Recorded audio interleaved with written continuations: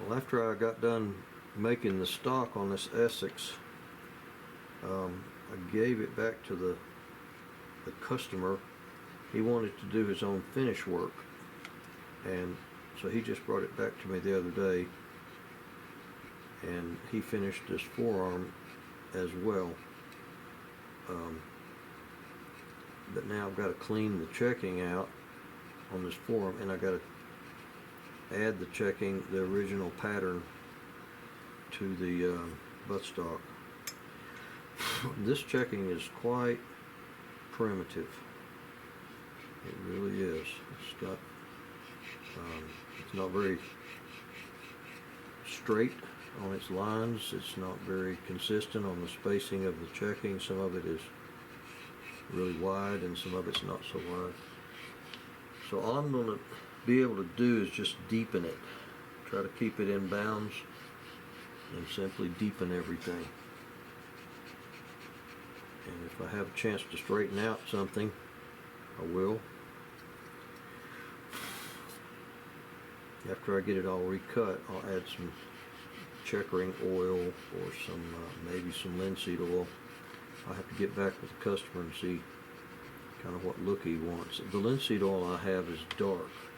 It has some black in it, so it will darken this checking quite a bit, which is my favorite look.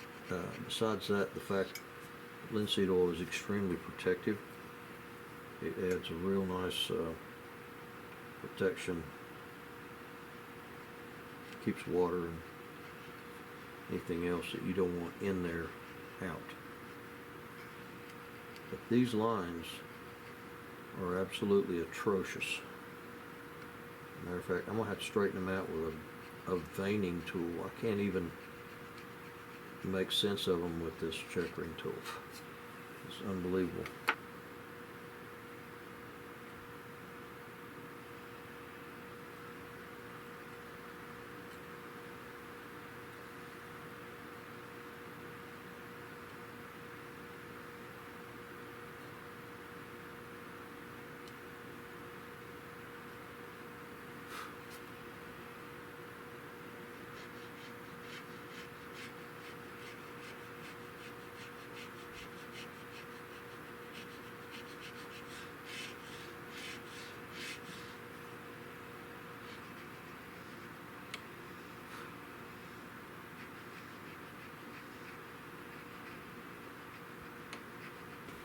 I'm hoping I can make heads or tails out of this once I get these things all deepened.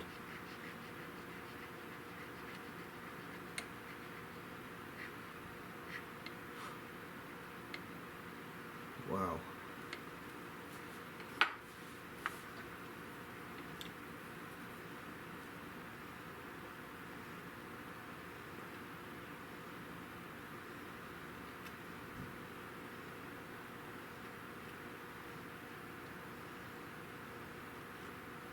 Trying to take this line a little closer to the right side, get it away from the left side. If I can fudge it just a little bit, it'll help even them out a touch.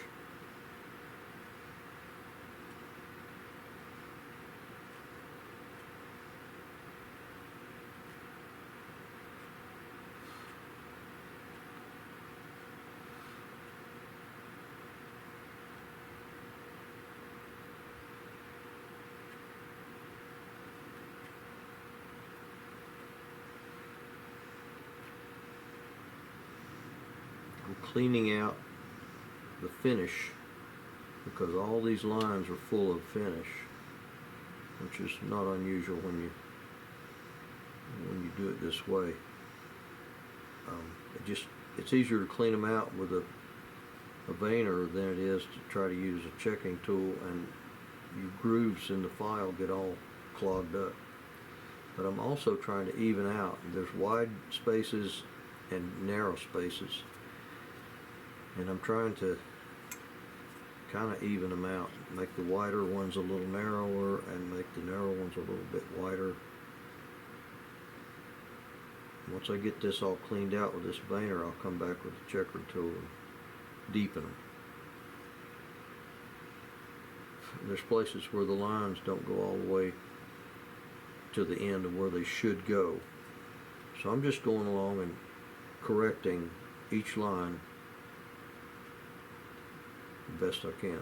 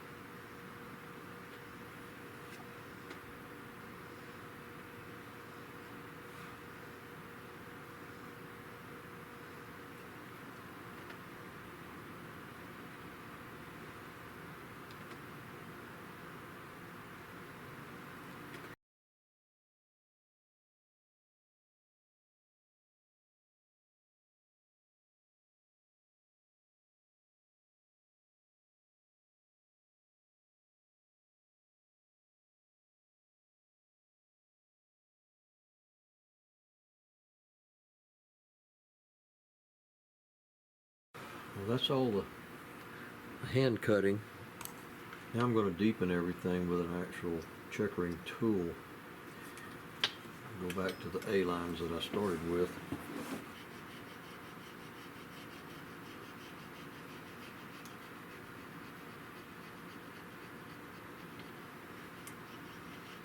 This wood is unusually dense, hard, which is unusual because of its age. Usually walnut gets a little soft with age and brittle, and this seems to be holding up very, very nicely.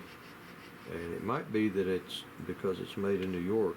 This is probably a northern piece of walnut. Pennsylvania, maybe. Pennsylvania is famous for its walnut trees, I believe. But enough passes will get me across it.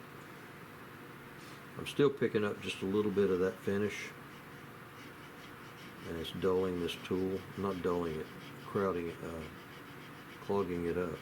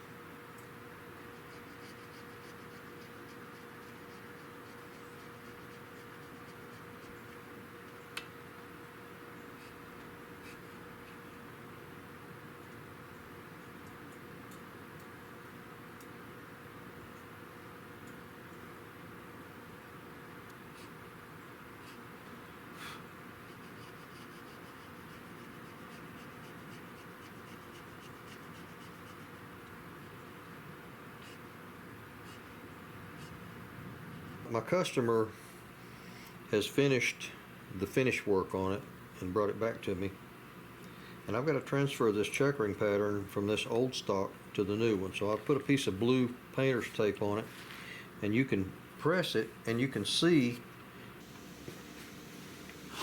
you just take your fingernail and find that that little groove and just kind of trace it out. You can peel this back and look and see where it's at.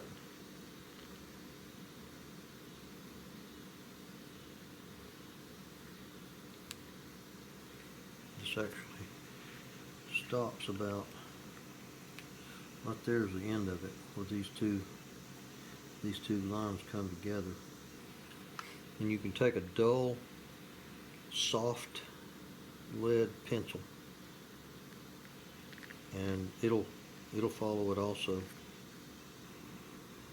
I'm going to go ahead and just follow this one line out. That's my master line.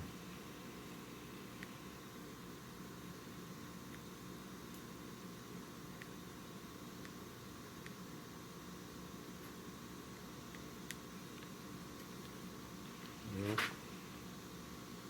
I'll try to follow it out if I can stay with it. That's basically it. There's my outline, and then I've got my master lines and my V, the V on the front there. So what I'll do is take this piece.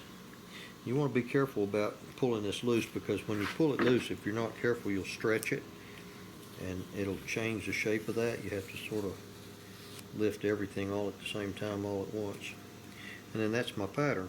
And what I'll do is put a piece of plastic on this side, on the sticky side, and put another piece of tape, sticky sides together, and cut that out with a pair of scissors, and then pull them back off, and I've got a right and left pattern I can put on this other one.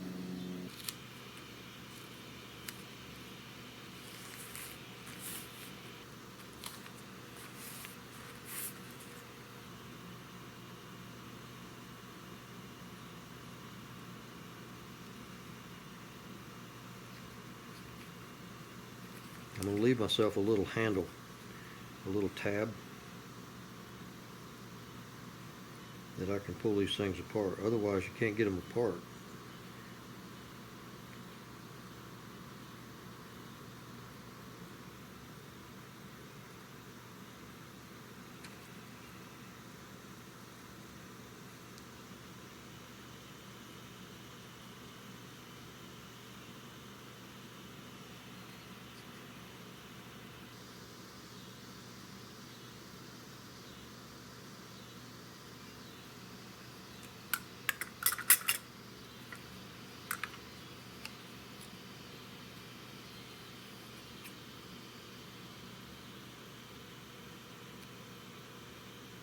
These little cuts on the end are to indicate where my master lines are.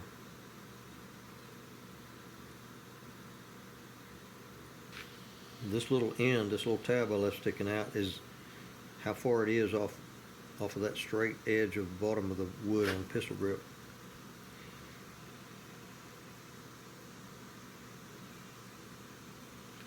I'm going to modify this thing a little bit. It's got a little curl up right there, and I'm going to trim that off because it just does not sit well in that V.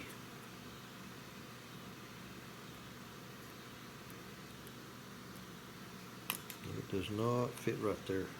So this little groove right here in that little crease is where the edge of this is. So I'm going to line this up and put that in that crease, and then center this up and down in the space.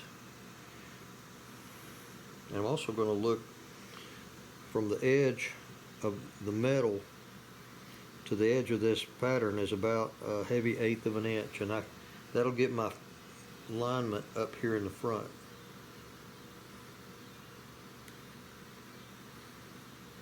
So then I've got three points of contact, there, and there, and that'll align it.